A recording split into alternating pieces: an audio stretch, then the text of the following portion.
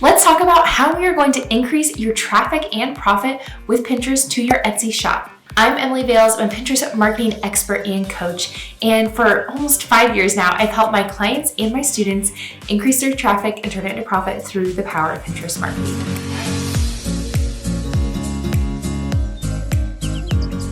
So when we are thinking about Pinterest, the first thing that we need to establish is that Pinterest is a visual search engine.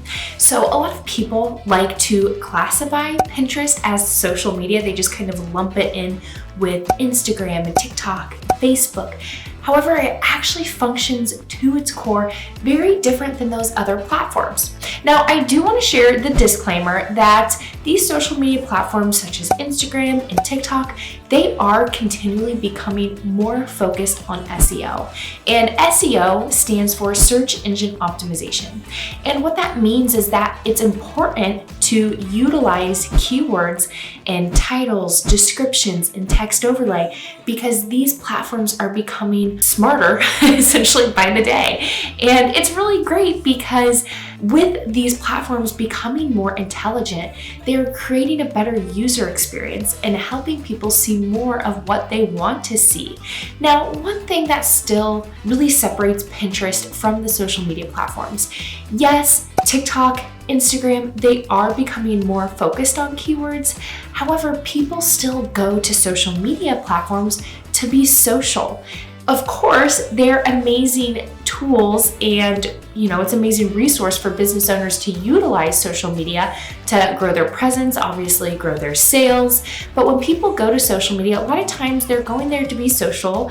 We get kind of stuck in that rabbit hole of watching Instagram Reels, watching TikTok videos. And of course, it does influence a lot of our buying decisions because sometimes we go to social media platforms and we have no intent of thinking, okay, I'm gonna go to Instagram to shop. Now, some people may, but a lot of times we are just going there for entertainment or to learn even, but we kind of get sucked into that. And then whether it be targeted ads or the posts that they see we're interacting with, we see more of that content. And a lot of times people do buy from social media, hence why it's so powerful for business owners. But one thing I wanna share is when people are using Pinterest, because it is a visual search engine, users go there, or we could refer to the Pinterest user as the pinner. Pinners go there with a different intent, and that makes it very different than social media. It also makes it such a powerful tool for business owners. So when pinners go to the platform, a lot of times they go there with a problem and they're actively looking for a solution. So I like to call this the Pinterest sales funnel, but what happens is when the pinner goes to the platform, they have this problem. Maybe it's they need a dinner recipe, they need help with this week's DIY project, they're planning the baby nursery, they're planning the wedding. It's a very positive and fun platform, but it's helping people plan for really big life moments. And because they are going there with a problem and they're actively looking for a solution, a lot of times they might have a problem in that moment that they need a solution to immediately, like I mentioned, tonight's dinner recipe, but a lot of times they also are planning for the future. So it's so powerful because even if the pinner doesn't take action on your product or your content right away, they have this ability to save that pin to specific boards and come back to that later. And it's really informing their buying decisions. So back to the way that Pinterest works in that sales funnel. And I want you to be thinking about, okay, this is how it's going to benefit my Etsy shop. So when the pinner comes to the platform, they have this problem. So typically the first step in that Pinterest sales funnel is they're going to the search bar and typing in that problem they have, and they're actively looking for a solution. What they're typing in that search bar, those are keywords. And what those keywords do, they connect that pinner to solutions to their problem. And those solutions are essentially laid out or provided through pins. So Pinterest is so cool because it is a visual search engine. Keyword there being the visual piece, where we're seeing these beautiful pins that offer different solutions. And the pins they could all be solutions to our problem. So then the pinner, once they see those pins come up, they're trying to decide which one is going to provide the best solution to their problem. So there's a couple of different actions they could take. They could scroll, so they could actually just scroll right by your pin.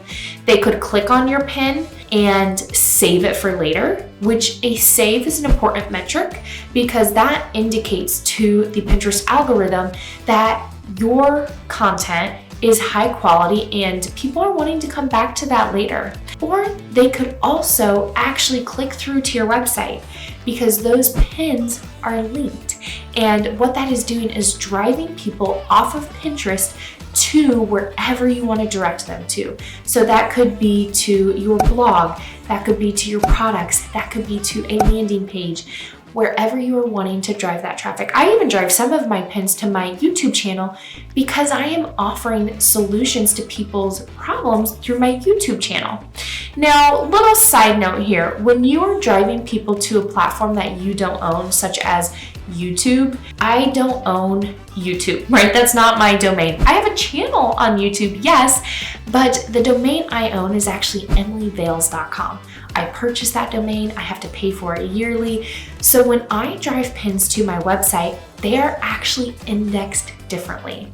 That means they are saved differently by Pinterest than pins directed to a platform that I don't own. When you are directing pins to Etsy, you, yes, have an Etsy shop, but you don't own Etsy.com, right? That's not a domain you own. So you can't go in the back end of Etsy and claim that domain. So when you drive pins to Etsy, yes, you can drive people to your collections, to specific products, to your shop, but those pins are going to be indexed a little bit different, which is important to know. However, that doesn't mean that Pinterest still can't be an amazing platform for your business, which is why we're here today to talk about how we are going to increase your traffic and profit through Pinterest to your Etsy shop. So I just kind of wanted to explain that and how Pinterest really works so you can think about, okay, this can be a really powerful way for my Etsy shop to be discovered because 97% of searches on Pinterest are unbranded. You don't need to be Peloton or Target or one of these huge brands in order to increase your traffic and sales. People just want the perfect solution to their problem. And I've bought invitations off of Etsy, I've bought personalized jewelry, and I have found it from Pinterest. So even though I know I mentioned that your pins are indexed a little bit different when you're driving them to your Etsy shop because you can't confirm that domain the same way as if you were driving them to your website, it still is an amazing way to drive traffic to your shop because when people have that problem and you're offering them this perfect solution, they are ready to buy. So when we're thinking about Pinterest, people of course are going to be at different points in their buyer's journey. Sometimes they're just gathering ideas and information.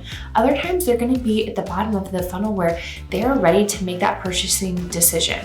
So back to how we're going to get started on Pinterest for your Etsy shop. And maybe you've used Pinterest in the past, maybe even dabbled with it, but it continues to change and evolve, and you know that you kind of need to get back on track. I want you to take this information and apply it to your business on Pinterest so that you can start getting results, no matter if you're needing to start from scratch or if you're needing to revamp that Pinterest strategy.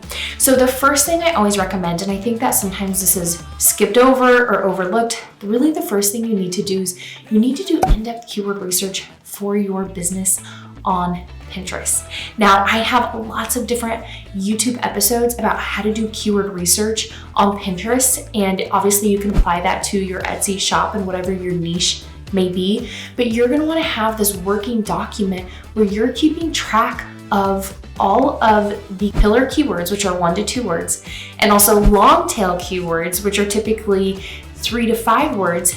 You're gonna wanna have a working document that you can refer back to because what people are searching for on YouTube or Google, it's different than Pinterest. Pinterest is very unique.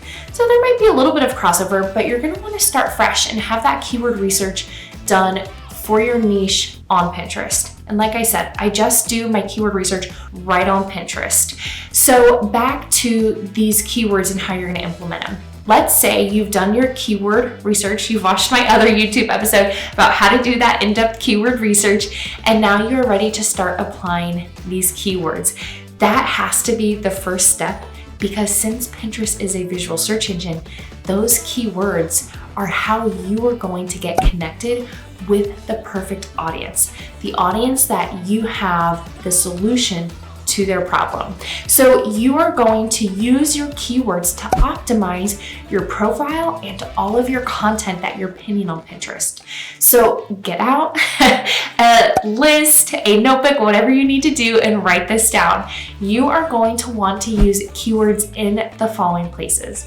You're going to want to use it in your profile name. You're going to want to use it in your profile bio, your board titles, your board descriptions, your pin titles, your pin descriptions, the text overlay on your pins, and you can actually even rename your file name. So let's say you go to upload your pin to Pinterest. You can even name that file name and use keywords there. There's also a place that you can add tags to your pin. Now, I do want to share that when you're adding tags to your content, you're going to find that they are a little bit limited. So just try to find the most highly relevant tags. So for example, if I'm uploading a pin to my Pinterest account and I'm trying to optimize that using tags, if I'm sharing Pinterest marketing, when I search in the tags Pinterest marketing, nothing comes up. So I'd have to go a little bit broader, and there's a lot of different marketing topics that do come up. So I would include those marketing topics that are relevant. Now, when you're adding tags, you only obviously want to add highly relevant tags. So just a side note there, when you're thinking about uploading that pin and optimizing that pin using those tags. So once again, those places are so important. The board titles, descriptions, pin titles, pin descriptions, all of those places are so important to use those keywords, because once again, that is how your audience is going to get connected with you. When you optimize your content and your profile for the search engine, that helps Pinterest understand who you are and who you're serving. So your profile can actually surface in search results. So if you're searching for healthy dinner recipes, somebody's profile actually can surface in those search results. So they could click on the search, or they could actually click on somebody's profile. Your boards can actually surface in Google searches, which is so amazing, which is why you want to optimize your Pinterest boards. Your boards can even surface in Pinterest searches as well. So I just can't stress that enough, that this is a huge piece of the puzzle. And when you're thinking about doing this keyword research, I want to share a pro tip. I really want to encourage you to check out the Pinterest Trends tool. I do have another YouTube episode on how to use the Pinterest Trends tool, and I will make sure to link that in this video so that you can refer back to that if you want to check out those trends. Because when you're thinking about the keywords that you want to use, also check out the Trends tool, because what that's going to do, it's going to show you when specific keywords are starting to really take off in search based off of time of year. So obviously certain searches are going to be more highly searched depending on the specific time of year. So for example, I was just helping a student in my Pinterest Manager Academy, and we were talking about the Trends tool, and I said barbecue, that really takes off the end of May and also in July because of people getting ready for Memorial Day, the 4th of July, those holidays where we're outside more, we are grilling. So barbecue is really highly searched. So if you had a client who was a food blogger, for example, or let's say in your Etsy shop, you sold grilling tools, you would want to start pinning those products mid-April to beginning of April to make sure that that content was indexed and saved by Pinterest so that they can show that to people when they are performing those searches, because it's really peaking at the end of May. But like I said, pinners are planners, so they're going to start planning well in advance, before the end of May. So I just wanted to share that pro tip, because when you're doing your keyword research, I do have in my SEO expert workshop, I do have a workshop where I teach how to do keyword research, but then I also provide a document that you could keep those keywords in. You can also add the trends when you'd want to be using those keywords, so you can take it even a step further, and that's only going to help increase the reach of your pins as well. So now that we have talked about how to do keyword research, the next step, and this might seem obvious, and if you're starting from scratch or if you've been on Pinterest, you might already know this, but it needs to be said, you have to have a Pinterest business account. So when you're thinking about marketing on the platform, you actually quite literally have to have a Pinterest business account. And what that does is it unlocks the ability to see analytics, run ads, which even if maybe you never run ads, you still have to have a Pinterest business account. So it unlocks a lot of important features and tools. And as I mentioned, Pinterest actually literally makes you have one if you're gonna market on the platform. You can actually convert a personal account to a business account, and it's free and it's super easy to do. It takes essentially 2 clicks of a button and voila, you have a business account.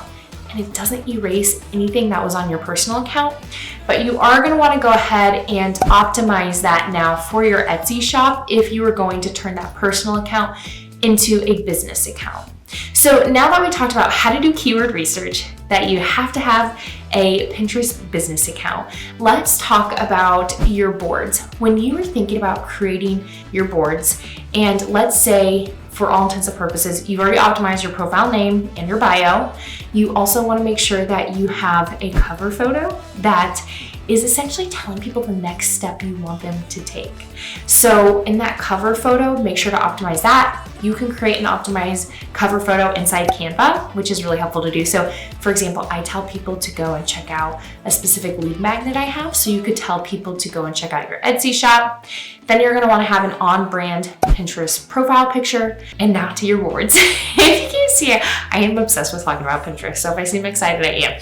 So now to your boards. When you're thinking about creating boards for your Etsy shop, and especially if you've had a personal account and you're converting it, you're gonna probably wanna make secret any boards that are irrelevant to your niche. So the boards that are visible to the public, you're gonna wanna make sure that those are relevant to your niche, what you're selling in your shop. And I really recommend having at least 10 to 15 boards that are essentially going to serve as content buckets for your products. And maybe you also have a blog.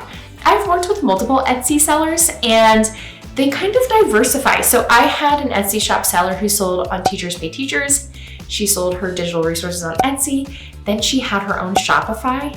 And then she had her own website too. So it was really cool because, you know, she was really making sure to take advantage of all places that she could be pushing out her products.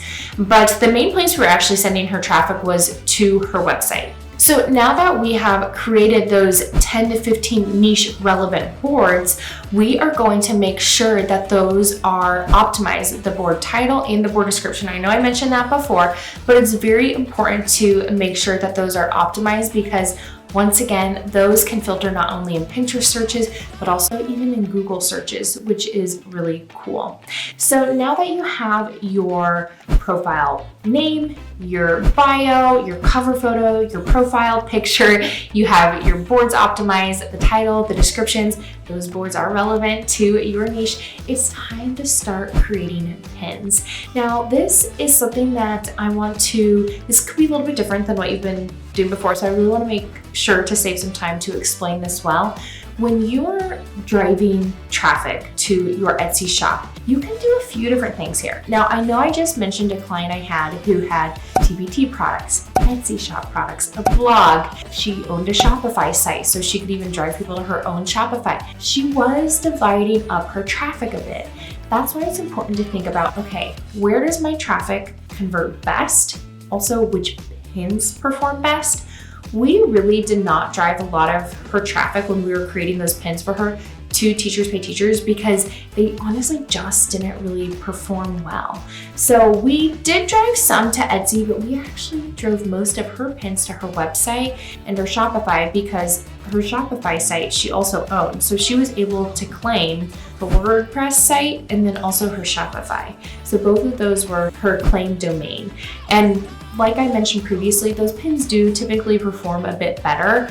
However, let's say that you don't have your own website and you have your Etsy shop and you are just going to direct your pins to your Etsy shop. That's okay. That's totally fine. So when we're thinking about creating optimized pins, these same principles are going to apply.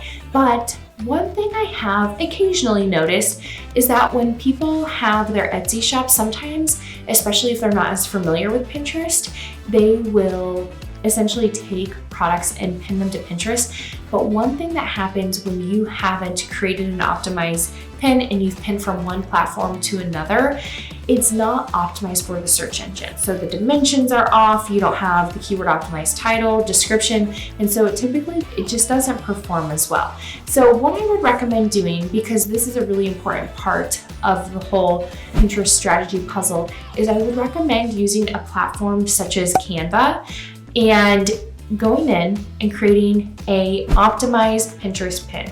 So Pinterest recommends having a 2-to-3 ratio, whereas if you were pinning directly from Etsy, it's not going to be the correct dimensions. It's probably going to look like a square. So you're going to want to have a 2-to-3 ratio, 1000 by 1500 pixels. And if you go to Canva and you type in the search bar Pinterest pin, it's already going to properly format that pin for you. So once you start there, you're going to have the correctly formatted pin. Then you can, of course, and you should, add your product images to that pin, but then you can also test. You can try just having pins where your product is all there is on the pin, because a lot of your products speak for themselves.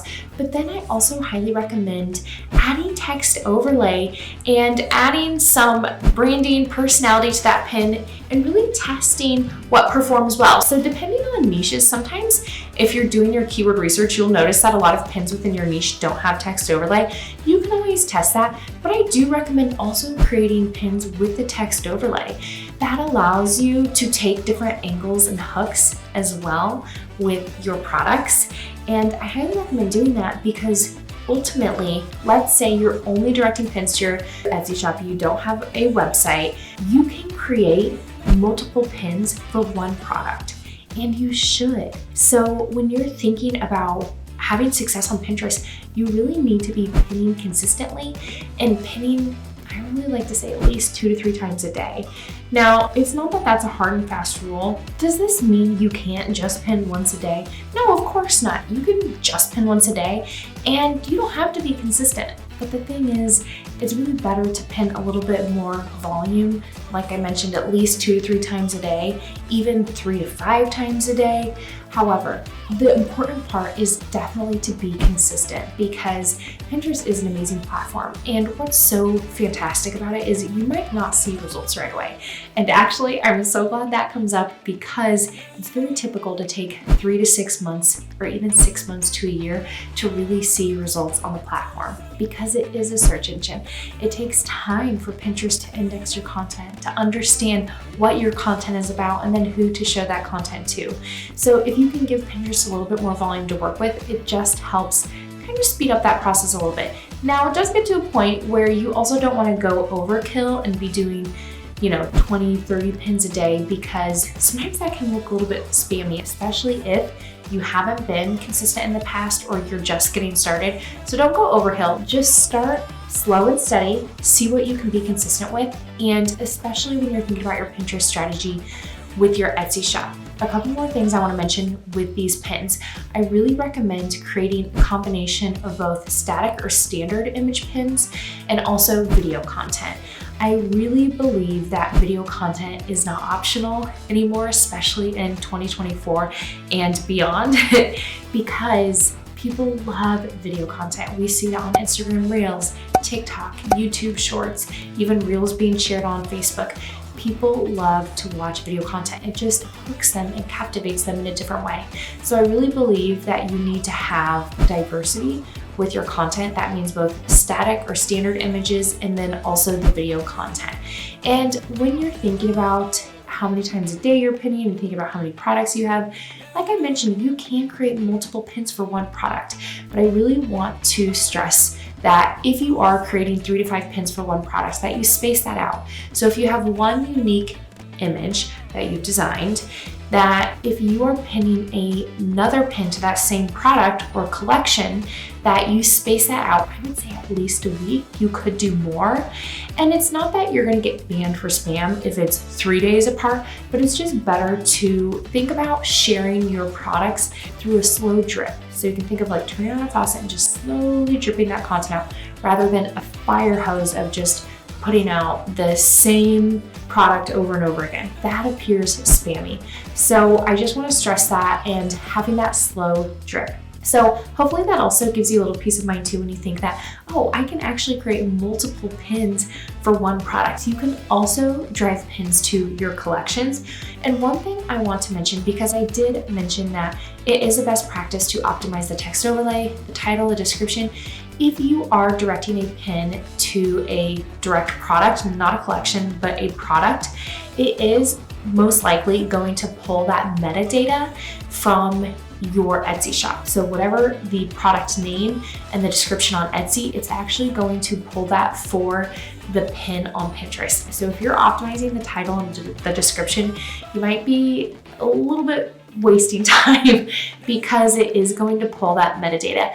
A lot of times, because it feels weird to just upload it and have it, the title and description, it actually a lot of times will prompt you like, you have to add this before you can publish it out. You could just have a pre-written title and description, and you can just know that it's going to ultimately pull that metadata, but I did want to mention that. Now that doesn't happen if you're directing pins to collections. So just something to keep in mind. When you have that website, that place that you actually own, it's so amazing because you can nurture people, like I mentioned, through your blog.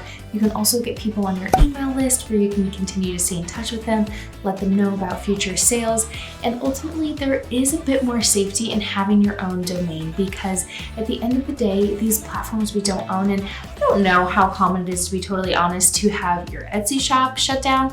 I actually have had a couple of people tell me that in the past, but it is nice to have your own real estate. And what I mean by real estate is your website and also your email list. That is where I am constantly staying in touch with my audience. And if you don't have a blog, even if you're just building your email list, that's a place where you can continually stay in touch with people.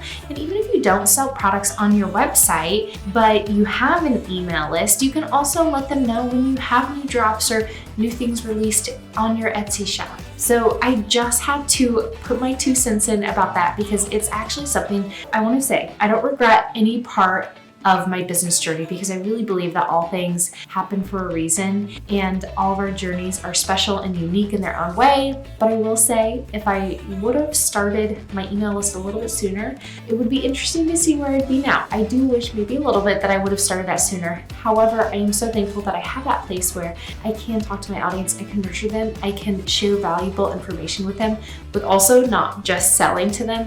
But because we do have that relationship, they also do want to know about how I can continue to serve and educate them through my products. Which, speaking of, if you want to learn more about my products, I do have a signature course called Pinterest Marketing Magic, which is totally comprehensive in helping you create that Pinterest strategy that will work for your shop. Of course, I gave you a lot in this video or this episode, but that is just another way to further your Pinterest education. So I will make sure to link that in this episode as well. So I am going to wrap this up. Let me know what questions you have. I tried to kind of give you a crash tutorial, and I hope that you found it helpful. So like I said, let me know in the comments what questions you have. Be sure to subscribe to my episode, and I can't wait to see you soon in next week's episode. Bye for now, friends.